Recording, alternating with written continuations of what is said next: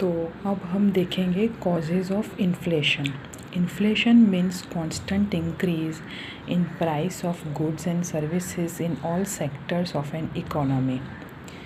The two major factors affecting the price of goods and services are demand and supply. ठीक है, सो inflation का मतलब क्या है कि कांस्टेंट राइज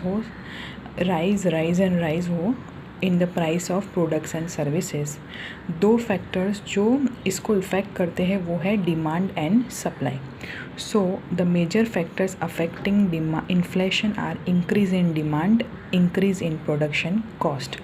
ठीक है, तो increase in demand, there is an increase in demand of a product which leads to an increase in its price.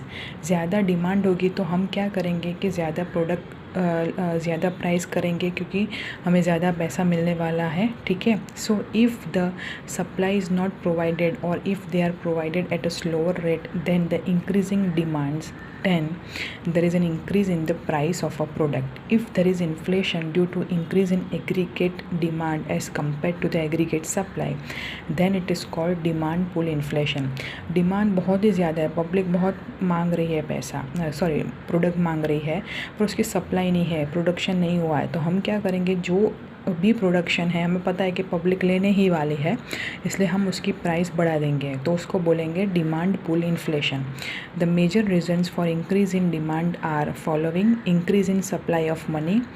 Monetarists consider inflation as a purely monetary phenomenon. According to them, if there is an increase in the money in a state, then the individuals earn more income, because of which the demands of necessities increase. Against the increasing demand, the supply remains steady, leading to a rise in price and inflation. McCulloch says too much money chasing too few goods causes inflation. पैसा बहुत है state में या country में, इसलिए हम ज़्यादा पैसा कमाएंगे तो हम ज़्यादा खरीदेंगे, पर उसकी सप्लाई तो स्टेडी है, प्रोडक्शन नहीं इंक्रीज़ हुआ है, तो उसकी प्राइस बढ़ जाएगी, which causes inflation. Increase in public government expenditure. The government of developing countries like India is involve in economic development of the country.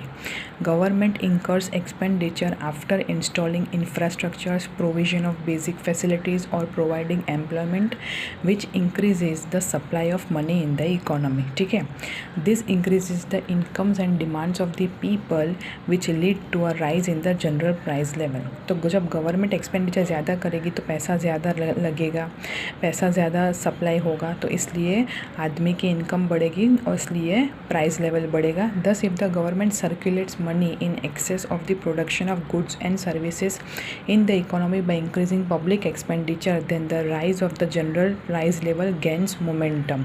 तो इसलिए भी इन्फ्लेशन होगा. Over population. In India there is 2% annual increase in population, leading to an increase in demands of individuals.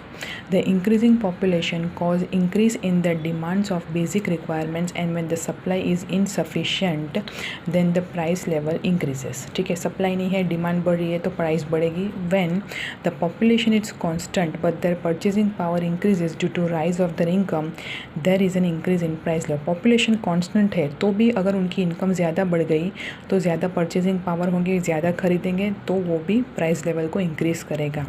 Thus, supply of money leads to increase in demands followed by increase in price levels of goods or services. ठीक है, दूसरा reason है increase in cost of production. The other major factor affecting the price is the supply of goods and services.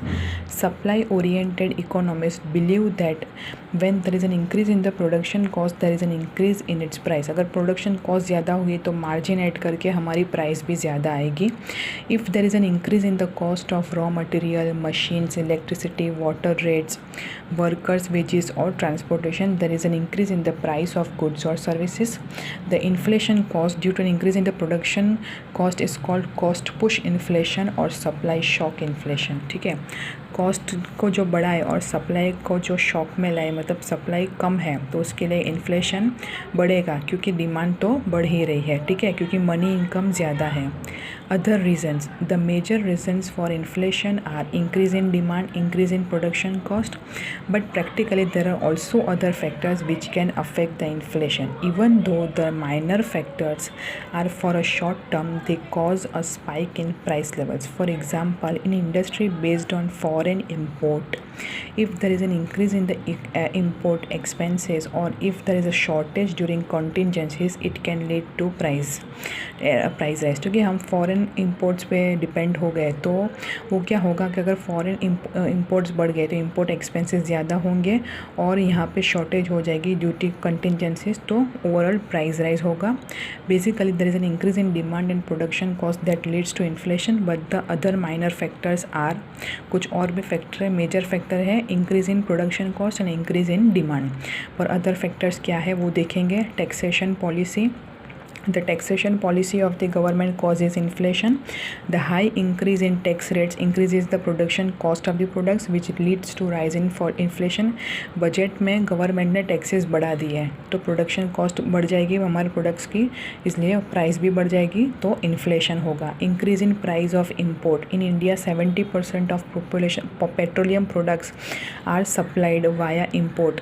हम import करते हैं, बाहर से ख़रीदते हैं पेट्रोलियम प्रोडक्ट्स 17%. ठीक है. तो if there is an increase in the price of crude oil in international market then there will be an increase in the rates of petrol and diesel which can also increase the price of other product. अब crude oil है जो raw material है main petroleum products का, अगर उसके price बाहर की countries में जहाँ से हम इंपोर्ट करते हैं बढ़ गए तो पेट्रोल की प्राइस भी बढ़ेगी, इसलिए हमें प्राइस बढ़ानी पड़ेगी पेट्रोल की, तो इन्फ्लेशन होगा. स्कैरसिटी है. When there is a scarcity in terms of raw material, electricity और any requirement for production, it leads to increase in the price level of goods और सर्विसेज.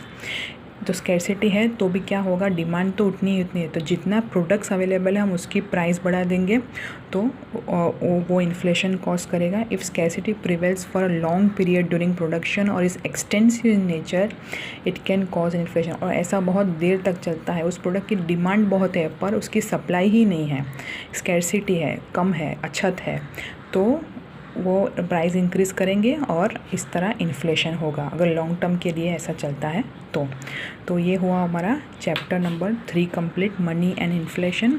तो आप ये एक बार गो थ्रू कर लेना और अगर कुछ भी डाउट हो तो मुझे पूछ लेना. Okay, thank you so much.